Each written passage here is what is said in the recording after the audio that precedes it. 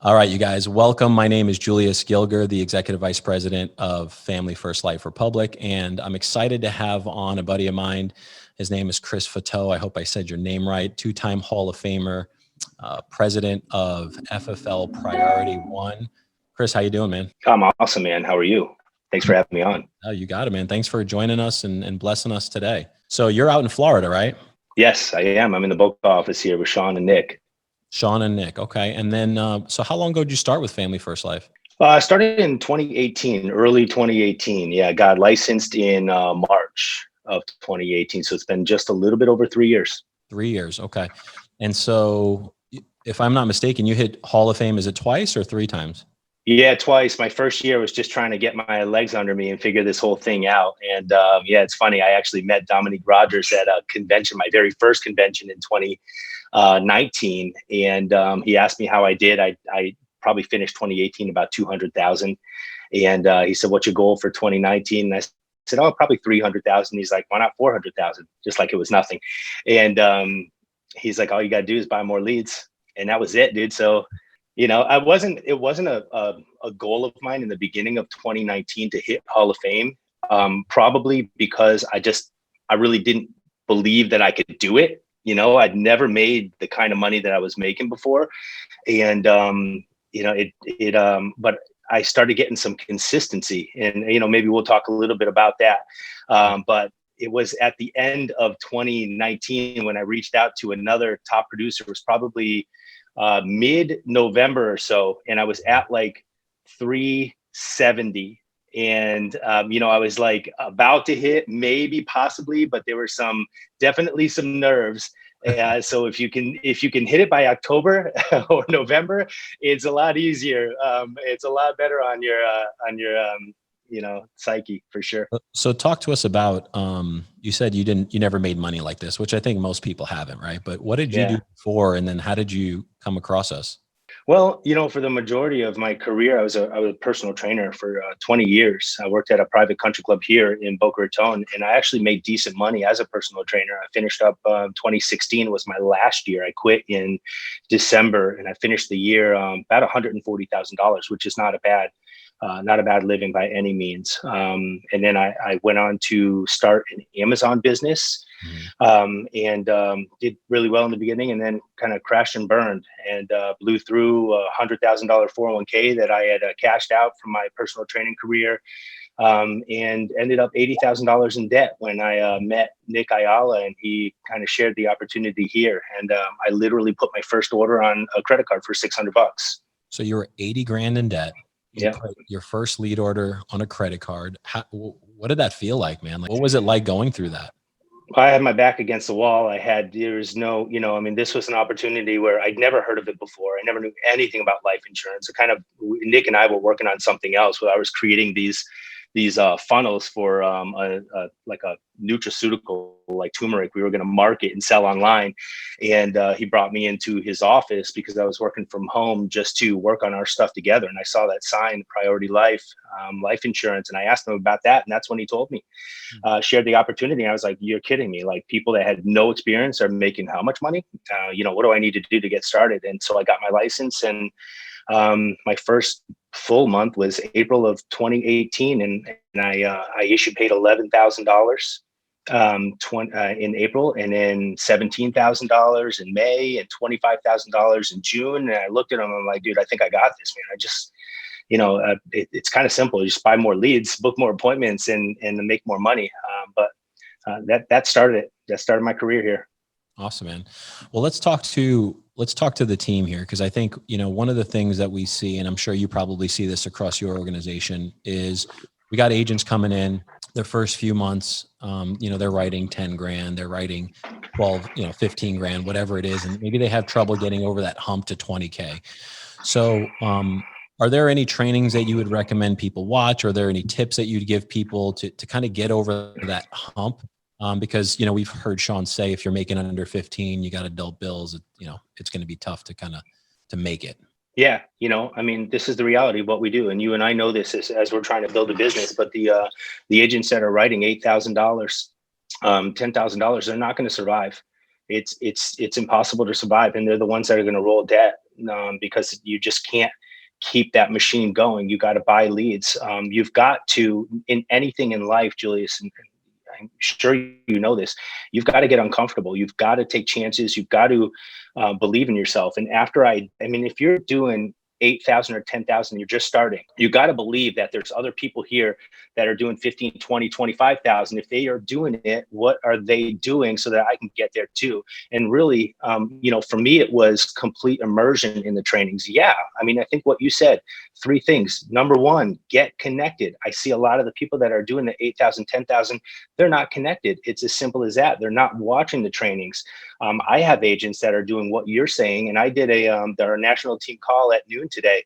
We're on a different time zone, but I know the ones that are doing that were not on that call, and so it just is what it is. We got to get that message out. So this is the message to you guys who are doing that $8,000 to $10,000.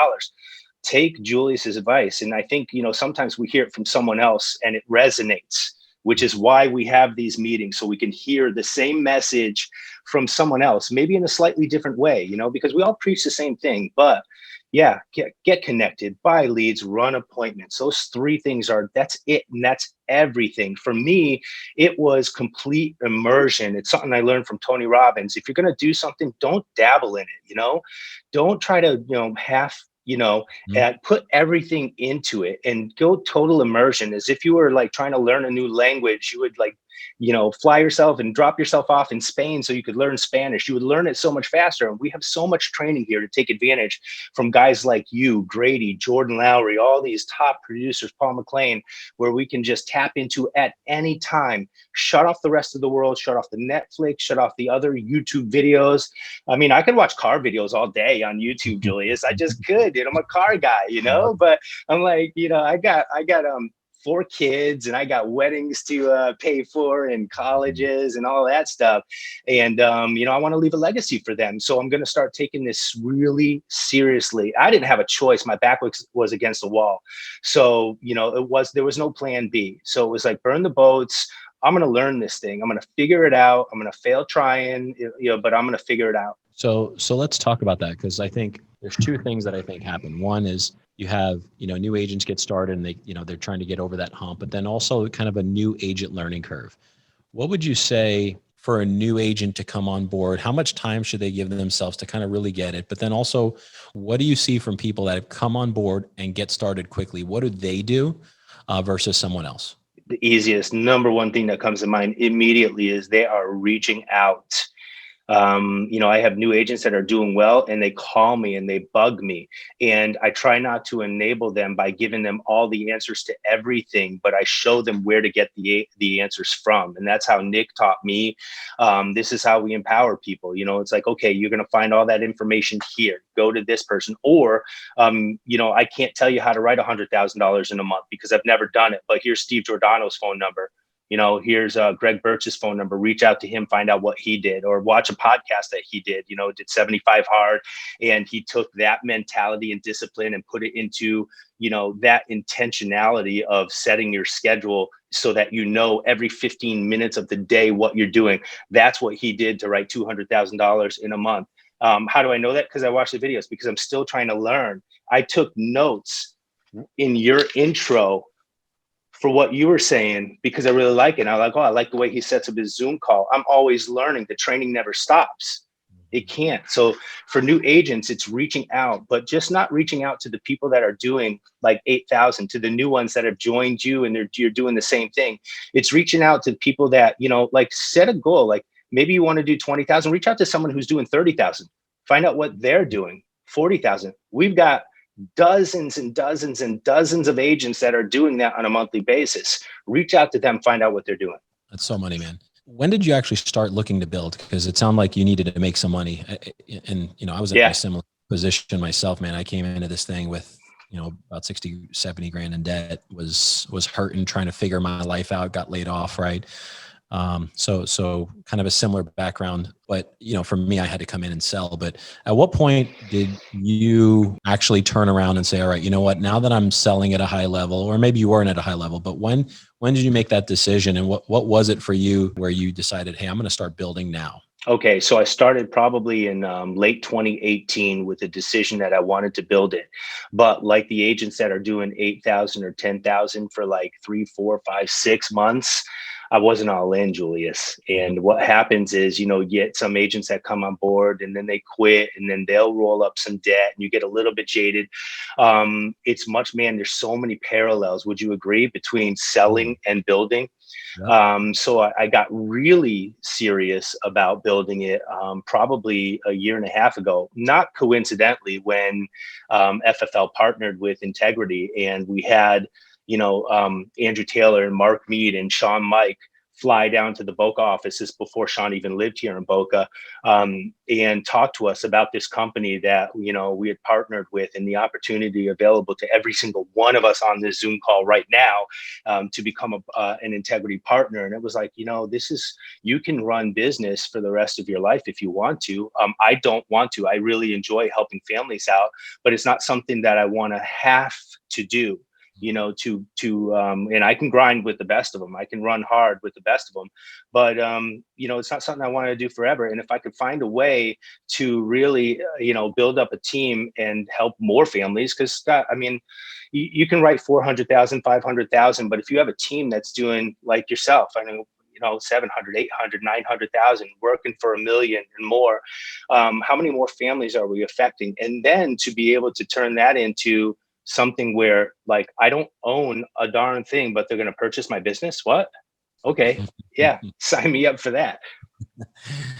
Oh man, isn't that a blessing? Like, unreal. No, crazy. They don't know anything and they're going to buy it.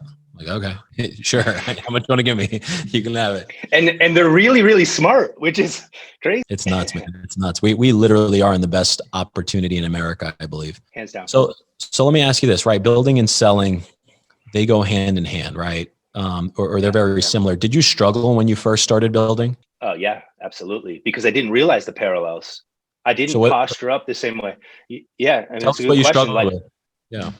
Okay. When I was a new agent walking into the home, I had this, you have this kind of like imposter syndrome. Like, oh my God, I don't know what the heck I'm doing. I'm going to walk into this house and feel like, man, I feel so like powerless, like really insecure, but I'm gonna fumble through this, ask some questions and reach out in the home to figure this thing out. But now, we know what we're doing, and we walk in with a whole different posture, and there's this level of assumption that we learn when you're confident, right? And so I know if I walk into a home, my mentality is, like, if I sit them, I'm going to sell them unless I can't help them out. And then we can't help everybody out.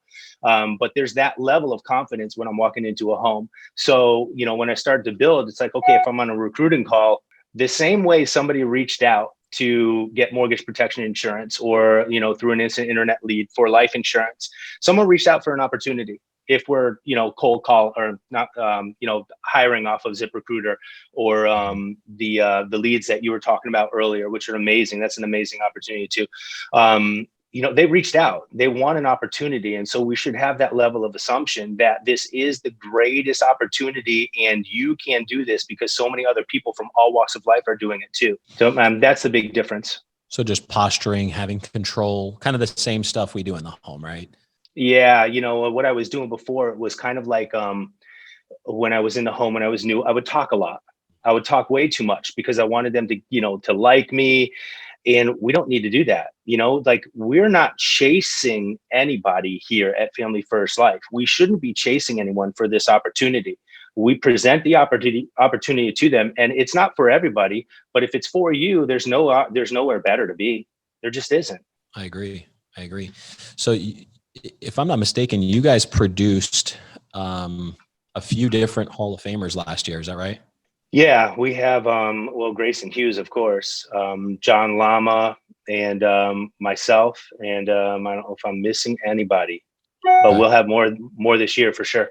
So what do you see from those guys or girls as you're helping them try to achieve and ascend to Hall of Fame, like what are some things you're doing to help them, or what are some things you're doing, you see in them that, basically trying to help people that are on the call today that, have Yeah. great potential, sell it at a high level, but maybe just need to do something a little different just to get over that hump? I think activity really is it. I think that's the number one thing, Julius. I mean, there's nothing I can do to help out John Lama and Grayson Hughes. They're excellent. They don't need my help, certainly. But for the people on this call that are looking to, they're really looking to get over that hump and make $34,000 a month consistent, or 40 or 50,000. In reality, is like everyone can do 40,000. Really, if you're not doing 30,000, Sean Mike says this. So don't shoot the messenger, but if you're not doing 30,000, it's because you're not trying. You're just not working hard enough, or you're not reaching out enough. But activity is everything. When I say activity, it's such a blanket statement, but it's all the little things that add up. It's Kobe Bryant going to the gym at 4 a.m. It's us having 8 appointments, but getting 2 no-shows and door knocking 4 people in between those, or sitting in the car and dialing so that instead of 7 appointments the next day, we have 10 appointments the next day. It's that level of activity that's going to get you over the hump. You're stacking the odds in your favor. I just interviewed Jonah Lewis, who had, he wrote $11,000 and hit Weekend Warrior this past weekend. And I asked him, how many appointments did you book? And he booked 22 appointments. And he sat 15 out of those 22. So obviously he's going to get some reschedules, going to get some no-shows. And we talk about booking 15 appointments, but if we say book 15 appointments, go beyond that. I mean, if you want excellence, go beyond that. If you want to be a Hall of Fame producer, go beyond what it's, you're told to do. So if he had only booked 15 appointments, then maybe he would have sat 10 or 9, and maybe he would have only written 6,000 or 7. And there's nothing wrong with that. But, his goal is he wants to do like $40,000, $50,000 every single month. And so he's going to act like a producer who's doing $40,000 and $50,000, not someone who's just trying to get by. That was me in school. I was a C student, I look at my daughters who are both A students, and like, man, they don't leave their bedrooms. They just study. And I'm so grateful for it. Like my daughter has like just about a full ride to college. It's because she's earned it. She earned it with her hard work, and you earn Hall of Fame. You don't crawl into it, by dabbling, for sure. That's awesome, man. So let me ask you this. So we'll look at last month. What did you guys do last month as a team? It's never enough. 804. 804. So big month, explode. Your team's exploding, obviously. Are you still in the field? I am. Yeah, I ran this weekend. I did 17,000 this weekend. I saw what you're doing too. That's awesome. That's it. So we're leading from the front, right? We continue to run. We continue. Your biggest override is, you hear Sean Mike say this. Your biggest override is on yourself, right? So you're writing 800,000. You're still in the field. Our team did a little less than that. I'm still in the field. But talk to us a little bit about, how did Family First Life actually change your life, Chris? Like, you went from personal training to now obviously having an agency. You've been here for 3 months. What's been your biggest month of deposits, if you don't mind sharing? And then what's that really done for you? What's that done for your family? Because I think a lot of times, like, we have some really sharp people in our group, and I don't think they sometimes maybe grasp the capacity of, even outside of integrity, like what Family First Life, even if you don't ever partner with integrity, what that can do for you and your family financially. It's just so powerful. So if you can talk a little bit about that, that'd be great.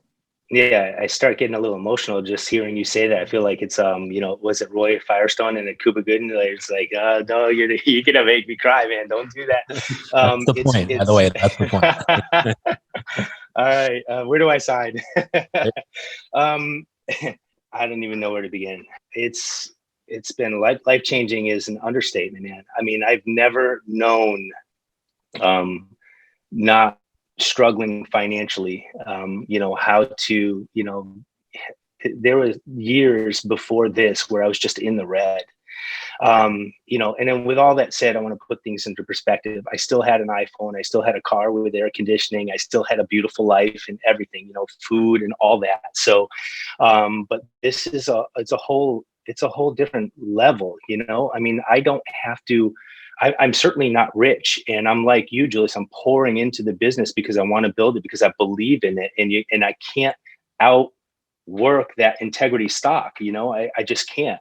But the opportunity, oh my gosh, what's it done for me? The ability to tell my daughter she can go anywhere in the country she wants to, scholarship or not.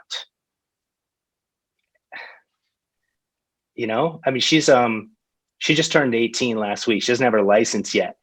And it's like, well, what kind of car do you want? And then she doesn't want anything pretentious or obnoxious. And I'm in Boca here, and every 15-year-old has a BMW. But she doesn't want that. But to be able to say, like, anything, like, that's her birthday present, her graduation present is me buying her a car. I said, I couldn't do that before. That's what this has done. And I have a wife who's very successful. We've been married a year and a half, my second wife. She does very, very well. And, she said to me like 2-3 years ago, really, when I was getting into this, babe, you don't have to work so hard. We do well. I'm fine. We're good. You don't have to do that. But for me, I was like, no way. There's no way. I want to set up this legacy for my family, for my daughters. I want to do it for my wife now. And I want to do it for me, really, to prove to myself. I want to do it for my parents. I want to make my parents proud. It's all those things, man. And it just keeps on giving. It's crazy. It is just the blessing that, it just keeps on giving. So what was your biggest income in a year before Family First Life? Yeah, that last year of my personal trainer, 140,000. And what's your biggest month at Family First Life? My biggest month was in personal production was in the 60s. Yeah, I've had months where I've had, $60,000, $70,000 deposited in my bank account. Awesome. So I mean, definitely at least tripled to quadrupled your income, right? Yeah. If not more. I mean, just on your own pen, outside of your team. So, and we asked this question, right? Like, obviously, not to get you emotional, Chris, right? But like, it's to share the power with everybody on this call, everyone that's going to watch this replay in the future. It's like, guys, a lot of times it sounds too good to be true, but this is the real deal. Like, there is no other place that I know of that pays the way it pays, right? Like, I'll share for me, like, I went from making 150 a year to, depositing 80,000 in a month. Like, what? Like what?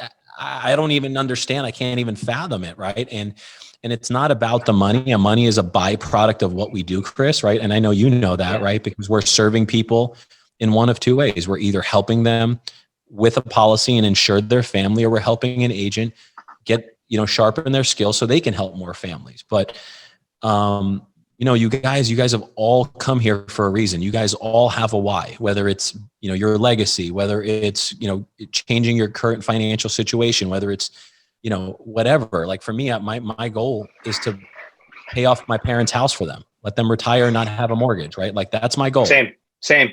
And like, why, right? Because, like, for me, it's like, and probably the same for you, Chris, it's, you have family and parents that have, work their face off to help you, to help set you up. And you want to honor and respect your folks that put you in a position. I mean, my parents, they brought me here from another country. We immigrated here, right? And they worked their faces off to give us the best opportunity we have. And the least I can do is that, right? And so, guys, I hope you can hear the intensity and the passion about it, because that's why I do this. That's why Chris does this, right?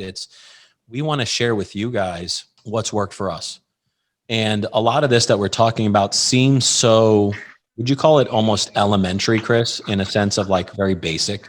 There's such a simplicity to it. Yeah. And the stuff that gets in the way is just in our head. It's the things we create in our head. We overcomplicate things. This is the simplest business ever, where like literally anyone can do it. Yeah. 100%. So listen, I appreciate you jumping on and sharing with us. Can you give us some things that you do, maybe some lines you use in a home? Because you're obviously still a top producer. You said you just did 17K over the weekend.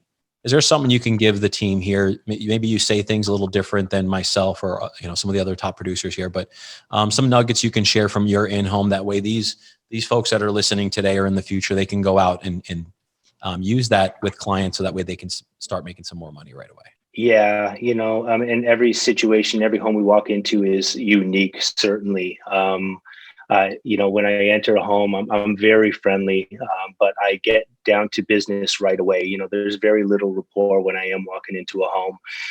And what I'm having with people is so conversational.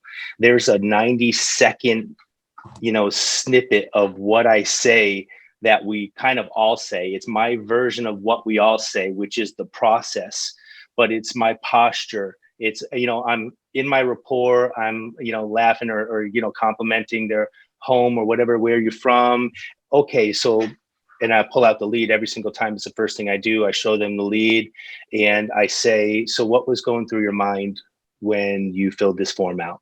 Which is entirely different than why'd you fill this form out?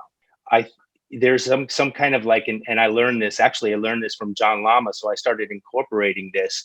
Why'd you fill this form out is, something, Julius, when we were young and we messed up, our mom would say, why'd you do that? There's some kind of like an accusational, Mhm. a tone to that. And so what was going through your mind? It's inquisitive now, right? When you filled out this form. And then I just shut up and listen and I empathize and I'm gathering data, right? I'm just listening to really their why. We're finding their why in the home. And I go through, okay, so I'm going to explain how the process works. So I'm with a company called Family First Life, and I won't go through everything. Could you share your quick little intro? Share your 90 Yeah, seconds. Just run for through it one sure. time for us, please. Absolutely. My pleasure. So I work with a company called Family First Life. Okay. And we're a brokerage, which is really good for you because I'm actually going to shop all of our carriers. And these are our carriers. Okay. They're all A-rated carriers. They're excellent. I'm sure you've heard of many of them: Mutual of Omaha, John Hancock. Americo is the largest privately owned carrier in the nation. Transamerica, AIG, American National. So what I'm going to do today is very simple. I'm a field underwriter. Okay. I'm going to ask you some very basic questions. If it's mortgage protection, I'll say a little bit about your mortgage, a little bit about your financial situation and what we're trying to accomplish here, and a little bit about your medical history. And then based on the answers to your medical history, I'm going to shop the carriers. Okay. So now what I'm not is a medical underwriter. The medical underwriters work for these carriers. Okay. I work for you guys. So I'm going to shop these and find the best rate for you guys. But the medical underwriters are going to look at two things because you do have to qualify for this. All right. They're going to look at what's called your MIB, it's your Medical Information Bureau. They're going to look at your pharmaceutical report. So everything that you've been diagnosed with and everything that you've been prescribed. And they're the ones that are going to get back to us, 24 to 48 hours. Some carriers, because it's 2021, they'll let us know over the computer if you qualify right away, but they'll get back to us and let us know if you qualify. So I've really got two objectives for us today. I've got to find out which of these carriers I can get you qualified with. I think I can get you qualified with, and I've got to find something that fits your budget, right? It's got to make sense budget-wise for you. But that's it. You guys have any questions? Simple as that. That's it, man. Simple as that. And dude, I love it. I mean, I know our styles in terms of what we preach and what we teach are very similar, but you make it very, there's no sales pressure, right? You've given all the credibility. You've let them know that you're on their side. You're kind of taking them by the arm and like, hey, I'm here for you, right? Like I got your back. Yeah. And then you walk them through the process and educate them. And then, they know that you're there to help. Right. And so if you're on this call and you heard that and your structure in the beginning of the call doesn't sound like that to, I'd say 90% of what he said, 95%, because you always want to make it a little bit of your own. So it's natural and fluid and it sounds like how you talk. Cause I don't talk the way Chris talks. He doesn't sound like I sound, right? But it should be a majority of what that is. Right. And then from there, it's really just servicing people and just having a conversation, like having a cup of coffee with a family member. Hey, tell me about this. Tell me about that. Yeah. And then walking them through it. Right. Awesome. Yeah, absolutely. Awesome. All right. So, you cool if we open it up for a few Q&A? 100%. Yeah, absolutely. All right, guys. This is the moment where we're going to open up Q&A. If you guys have a question, I'd ask that you please turn on your camera, have some respect, and give Chris your attention and ask him. If you're not in a position where you can do that for some reason, go ahead and drop it on the chat. But if you can, please just drop or jump online, unmute yourself, and let's take a question. I think we have one from Aline here, so go for it.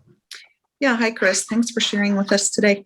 My question has to do with striving to be a top producer on my team and building an agency at the same time. And then coupled with that, when did you hire your first admin? I've been through 4 and Okay. I've got a keeper now. But you can't be afraid to hire. That's for sure. I hired my first admin, actually at some point in early 2019. So I was probably about a year in the business, and I, at that point, I had been consistently doing $30,000 per month. So I felt comfortable, getting an admin. As far as building and being a top producer, we've got 24 hours in a day, and we all say that we're really busy. And it's funny because I was on the phones the other day, and I asked someone on a Tuesday, actually, what his day was like tomorrow. Oh, it's busy. It's really busy tomorrow. Okay, what do you have going on tomorrow? You have some doctor's appointments? Yeah, have a doctor's appointment at 11 o'clock, and I've got lunch at 1 o'clock. So his day was super busy, right? But, he was 80 years old. And for him, it's like he's got stuff on the schedule. And when we say that, about ourselves as well, we're dialing, but I'm not dialing the entire day on a dial day. I have plenty of time to reach out and hire. And I would run appointments and have Calendly schedules for interviews between appointments. And sometimes I was 10 minutes late, 20 minutes late. It is what it is. But we kind of like appointments, we just show up. We don't call and tell them that we're running late, because I didn't have the chance or opportunity. Not that I wouldn't call and tell them I was running late for that, but we just show up. And like I was saying to Julius earlier about a high level of activity, if you want to build a team and you want to run at a high level and be a top producer, you can. We have so many examples of people that are doing it. You just have to have that mindset and the resolve to make the decision to do that. And it's really not hard. It's not hard. It's hard work, but it's so doable. Does that help, Aline? All right, thanks. At the end of the day, I think it comes down to activity also. You call a person a few minutes late for an interview. So what? Hey, I just got off a call. And then, when you're talking to people and you're building, Aline, you want to make sure you express that you're busy, right? Hey, I don't have a lot of time, but I wanted to make sure that I reach back out to you. I know I'm a few minutes late, but hey, let's get right into it. Tell me a little bit about your past. What have you been doing for work? Are you licensed? And then you just start talking to them and just have a conversation, because, building is like selling. You're not trying to be their best friend. You're trying to be someone that can help and coach and mentor them. That way they can respect you. If they're your friends, it's not that they won't respect you, but it's just a different level of relationship. Anyone else have a question out there? I guess it's crickets when it comes to questions sometimes. So you know how that goes. Well, listen, guys, I do. The one thing, that you guys want to look at is, someone like a Dave Witchard, right? And Chris, this, he asks a ton of questions, right? Yeah. And he's built one of the biggest agencies out there. Do you think there's a correlation of that? People that ask more questions typically are more successful? Yeah, 100%. Absolutely. And it's goes back to my point earlier about agents that are hungry and reaching out. They're the ones that turn out it's because they don't know. Like, if you're building, there are things that you just don't know. And if you're asking questions and then you follow through with the advice that you're giving, that's great. And the ones that are not asking questions, they're how many times do they feel like they're alone on an island because they're not reaching out? Yeah, it's we can't make you guys learn, right? I mean, I'm glad everyone that joined or is here and listening, but part of, if something's on your mind, get that answer. I heard Grant Cardone say, "Hey, who's got my money?" before. If you guys are fans of Grant Cardone, and he talks about getting the information or having a conversation with someone that has his money, basically getting to someone and talking to someone that can help them sharpen their skills or have a transaction with someone that will change place so he can earn some money. And so, this is having Chris on is one of those moments where he could potentially share something with you, a tip in the home, a tip for building, to help you make more money. But listen, at the end of the day, Chris, thank you so much for jumping on. Thank you so much for pouring into the team. And man, I know your team is going to continue to explode. I see integrity in your future, my friend. Likewise, man. Likewise. I appreciate you having me on. It's been an honor. I appreciate it. Yeah, you got it, man. And if there's anything that I can do to repay you, help you and your team, or anything like that, please don't hesitate to reach out. Okay. I appreciate it, Julius. Thank you. All right, buddy. Thanks again. Thanks everybody. Let's get back on the dial team. We still got a lot of day to go. Again, 16 appointments if you're full-time. That's your goal today. So jump back on ffldialteam.com. That's live now. A bunch of top producers are on there dialing. Sharpen your axe, get out there, book appointments, and then pick up paychecks on Tuesday and Wednesday. Bye for now. Talk to you guys later.